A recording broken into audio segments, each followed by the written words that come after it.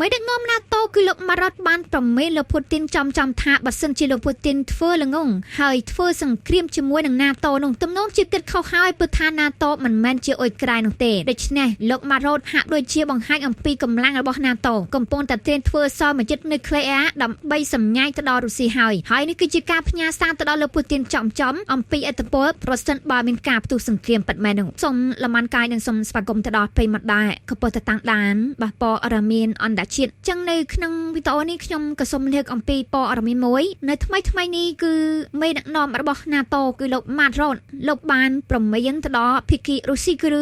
សម្ដៅទៅលើលោកពូទីនតែម្ដងថាបើសិនជាលោកពូទីនគាត់ធ្វើល្ងងហើយគាត់ចង់ធ្វើសង្គ្រាមជាមួយនឹងសមាជិក NATO ឬក៏ NATO ផ្ទាល់លោកក៏បានផ្ញើសារថាពូទីនគាត់គិតខុសហើយ NATO ឬក៏អឺរ៉ុបមិនមែនអ៊ុយក្រែននោះទេពីសម្ដីនេះមើលឃើញថាគឺជាការផ្ញើសារនឹងចាក់ដោតមែនទែនហើយនឹងបង្ហាញអំពីភាពតានតឹងរវាង NATO និងរុស្ស៊ីនៅរយៈពេលចុងក្រោយនេះផងដែរបើតាមចារកម្មរបស់សហភាពអឺរ៉ុបបានបញ្ជាក់ផងដែរថារុស្ស៊ីពិតជាមានផែនការនៅក្នុងការពង្រីកឥទ្ធិពលរបស់ខ្លួនទៅលើសមាជិក NATO នៅថ្ងៃអនាគតពិតមែនគឺទោះបីជាពេលនេះមើលឃើញថារុស្ស៊ីកំពុងតែជាប់ដៃធ្វើសង្គ្រាមជាមួយនឹងអ៊ុយក្រែនក៏ដោយប៉ុន្តែអឺរ៉ុបគិតថានៅពេលដែលអ៊ុយក្រែនចាញ់សង្គ្រាមពេលនោះរបងការពីអឺរ៉ុបនឹងត្រូវបានលួរលំផងដែរឥទ្ធិពលរបស់រុស្ស៊ីនឹងអាចពង្រីកទៅដល់ NATO គឺសំដៅទៅលើហ្វាំងឡង់ស៊ុយអែតហើយនឹងប៉ូឡូញមុនលំបងបំផុតហើយប្រសិនបើអ៊ុយក្រែនចាញ់សង្គ្រាមអញ្ចឹងហើយបានជាអឺរ៉ុបឬក៏សមា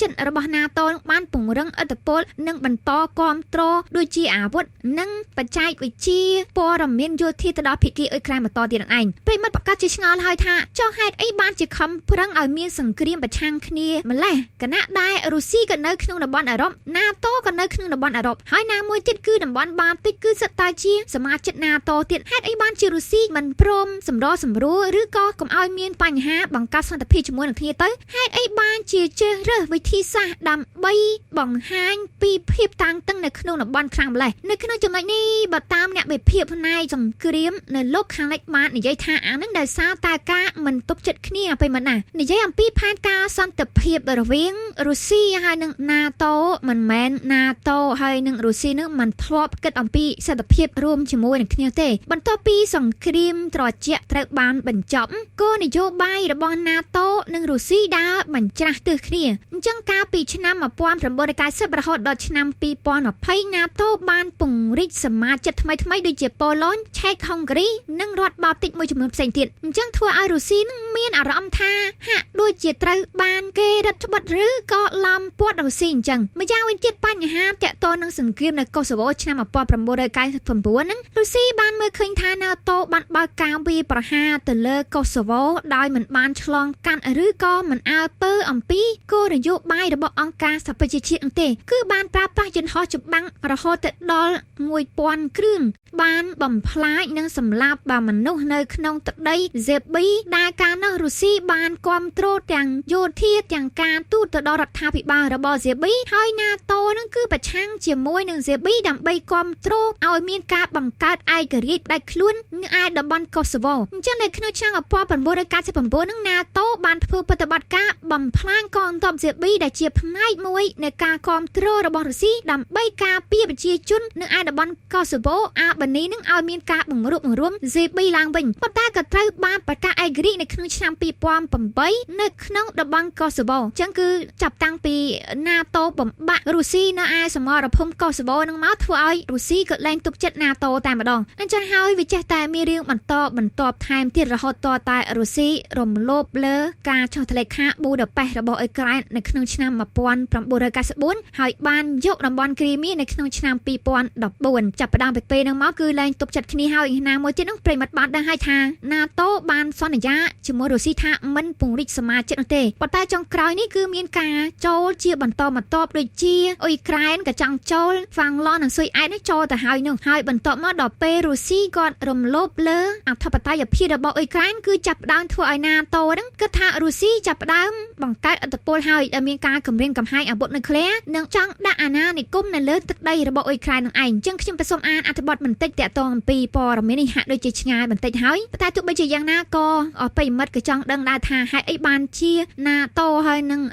រុស្ស៊ីហ្នឹងមិនប្របង្កើតសន្តិភាពជាមួយនឹងគ្នាប៉ុន្តែសារព័ត៌មាន AKMU បានចេញផ្សាយថាមេដឹកនាំរបស់ NATO បានប្រមេកលើពូទីនថាប្រសិនបើចង់វាយប្រហារទៅលើសមាជិករបស់សហភាពអឺរ៉ុបឬក៏ NATO ពលលោកពូទីនតំណងជាគិតខុសហើយព្រោះថា NATO មិនមែនជាអ៊ុយក្រែននោះទេសម្រាប់អគ្គលេខាធិការអង្គការ NATO គឺលោក Mark Rutte បាននិយាយថាប្រសិនបើលោកពូទីនងងគ្រប់គ្រាន់ដើម្បីវាយប្រហារមកលើយើងនោះគិតខុសហើយយើងមិនមែនជាអ៊ុយក្រែននោះទេយើងគឺជាអង្គការ NATO យើងទៅតាមលោកសង្គ្រាមដែលមានសក្តានុពលរវាង NATO និងរុស្ស៊ីអាចមានភាពខុសគ្នាយ៉ាងខ្លាំងនៃសង្គ្រាមកងទ័ពរុស្ស៊ីកំពុងតែធ្វើសង្គ្រាមប្រឆាំងនឹងអ៊ុយក្រែនលោក Rutte បាននិយាយថាយើងសង្ឃឹមថានឹងមិនកើតឡើងឡើយអំពីសង្គ្រាមដែលត្រូវប្រឈមមុខនឹងរុស្ស៊ីប៉ុន្តែប្រសិនបើរុស្ស៊ីនឹងងងមិនទាន់គ្រប់គ្រាន់នោះទេហើយបើការវាយប្រហារមកលើយើងនោះសង្គ្រាមនឹងបើកចំហរវាងរុស្ស៊ីនិងអង្គការ NATO វានឹងខុសគ្នាអំពីសង្គ្រាមដែលរុស្ស៊ីកំពុងតែធ្វើជាមួយនឹងអ៊ុយក្រែនដែលសន្និហេតុផលជាច្រើនខ្ញុំបានគិតថាចង់ឲ្យពួកគេលាតត្រដាងព្រោះយើងមិនចង់ផ្ដោត